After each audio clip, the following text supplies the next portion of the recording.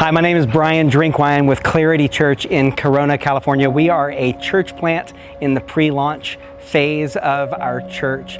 When my wife and I first moved to Corona, we noticed a problem in the area that over 80% of our residents here identify as followers of Jesus, but only about 20% of our population is meaningfully connected into a local church.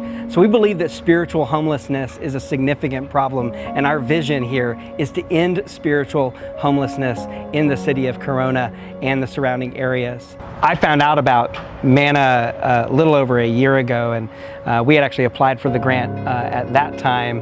But I think this year we wanted to come back and apply again because we have this vision. My wife is a therapist, and we use her skill set a lot in our church planting process with members of the community and anybody that comes as a part of our church. And we have this vision of doing a workshop for the city where parents can come with their teenage kids and come and learn about how to navigate the turbulence of adolescence.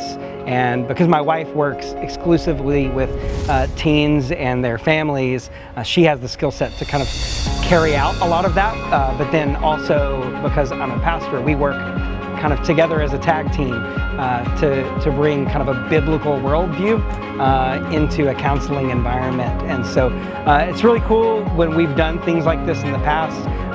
Parents and teenagers walk away with a lot of tools for how they can strengthen their relationship with each other, how the family dynamic can get better, and then also how they can connect that with their faith in Jesus. A couple of sisters who came with their parents not too long ago, and very jaded, very disillusioned with the local church, frustrated. They've been a part of some youth ministries, just not been able to make the connection.